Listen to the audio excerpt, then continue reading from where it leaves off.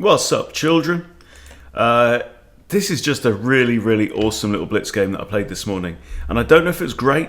I don't know how well I did, but it was funny as well. So let me take you through. 5-minute blitz, no increment. And we've got a Sicilian. Now, I've been playing this Mengarini, and nobody has so far played knight to c6 on me, which is kind of what you expect. They're all playing either e6 or d6. So opponent here plays d6. I challenged that. I don't know what's the best move. Knight c3 apparently. Bishop c4. Okay. Knight f3 is okay. This is not great. They should now push e6. They don't. They push b6. I bring up my knight. a6 again. So 4 pawn moves for black, who's rated 1483, at least he was after the game.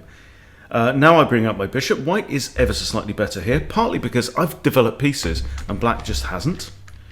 Okay, so he develops his knight, I castle, he brings out his knight, and now pawn to d3. Not ideal according to the machine, but you know, I'm opening up my bishop at least. I'm defending this pawn with a pawn, which was under attack, it has to be said. I don't know, I mean, does it want me to push there? It's actually saying d4 is best here. Well, that's some thinking. Okay. Anyway, bishop comes out and pins this. Now, we have a think. Because I notice I've got... This is a really instructive lesson, actually. If you can hear my tummy rumbling, excuse me, it'll be over tomorrow. Liver flush tonight. Now, so we have a bishop pinning the knight to the queen. We have a bishop staring at the f-pawn. Okay. Now, the third condition is... that you need to be able to move your knight, ideally to this square without it being captured. Now, I can't move my knight to that square, and the point you want to move it to this square, or e4 if you've got the black pieces, is because if you sack, king takes, you move there with a fork, right? Now, if you move, you could move to g5 and give check, but it don't come with a fork, and then your queen's on prise and can't actually capture the bishop. So, do we take on there? I decided not to, because I'm sensible and not foolhardy and rash. So this is the point of this move, right? I was hoping that he'd recapture with the d pawn, not the b pawn. Don't know why he didn't capture with the b pawn towards the center, but I take and he takes back with that pawn. And now it's the point is there's still a knight guarding that square. So is it on? Well, not according to the fish, but I do it anyway. Okay, minus 2.7. Black is winning. King takes. Okay. Now I decide to kick the knight away. But actually, can't he just take here? I think he can just take here, because my knight can't even recapture. There you go. But he doesn't. He captures the knight with the bishop first. I recapture the queen. Now he takes the pawn. Okay. And now I'm down... Well, pawns are actually equal, but I'm down a full bishop. I now play my... Why do I do that? Why do I play queen f5? Because my queen's under attack and I want to maintain the pin on this knight here is basically the idea. He brings his knight back round to g6. Now I'm trying to bring my knight over. So my idea is to come in here, attack this guy, who is currently pinned. Okay. So he pushes a pawn and attacks my queen. Queen drops back again to f3. Now a bishop comes out. And the computer's still saying black is winning here. Now I play bishop to b2, applying more pressure to the pinned knight. Rook e8 is the best move here. Okay, he's just preparing to shuffle the king away into the corner. Okay, so what on earth do we do from this point? I bring my knight in. The eval says I'm only making things worse for myself here, but I'm hitting the bishop, I'm hitting the knight.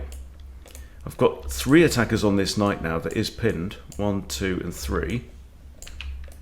But opponent can now just shuffle away with this king, and surely that's the end of White's campaign. Well, apparently not, because I'd still have 3 attackers on the knight, so I decide to eliminate the knight. Now, if queen takes, bishop takes queen, so that's not really playable. If rook takes, bishop takes rook, and I've recovered some material. I mean, right now material is equal, but I'm about to lose my knight. Okay, so the pawn takes, and it's still -4 for black. I put my queen here and pin this knight one more time. Queen comes out. Now it's time for f4, and the computer says I'm just making things even worse now. f4, right? The idea, I guess, come up here, at least harass the knight. I don't know, maybe capture with a rook. Whatever I'm thinking in the morning, who knows? Who knows what goes through Hunty's head? Right, king now moves into the corner, which is maybe not the smartest thing in the world, because now he's in line with the bishop there. I bring my other rook over to e1, so there's an immediate threat here. I'm not going to capture there with a queen. I would capture with a rook, though. Hitting the queen, hitting the bishop. Queen has to defend the bishop, so one of these squares, I guess. They bring their rook over. h4 now. It's Harry time. -5.2 now for black. Black can just basically walk this in at this point. He's got all the material. His king's nice and safe. What on earth is going to happen next? Plays rook g8. Again, the best move. And now, this is where I come up with what I think was a really clever move. I play queen g5, and the eval has now just dropped to -7. The point is that this pawn here is pinned, so it can't take my queen. So what am I threatening? I'm threatening pawn takes here with a fork on king and queen. But bishop e5 would prevent that. If I take, I lose my queen. No, I don't. No, I don't.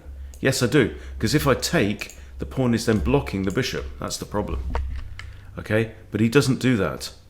And now it drops to 4.1 on the axis of eval. And I take the knight.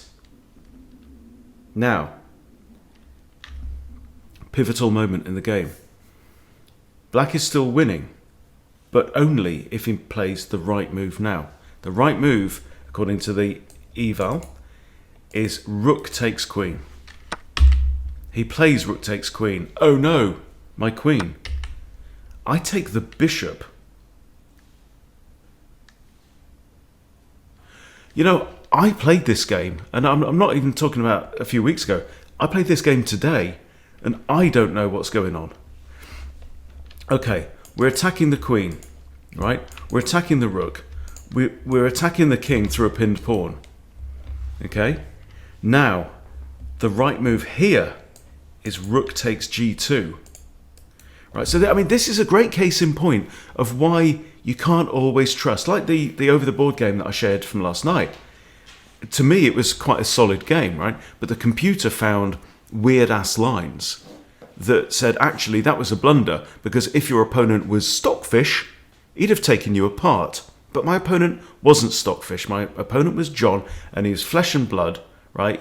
And he played a jolly good game, and we enjoyed ourselves. That's the point, right? You're not playing against Stockfish. So, eval schmeval, that's what I say. Okay, so the best move here, according to the fish god, is rook takes g2, which is highly unintuitive. The next best move is queen takes pawn. Other than that, white is slightly better. Believe it or not, children. Okay, and I'm actually now threatening a three-way bishop fork. They are not common.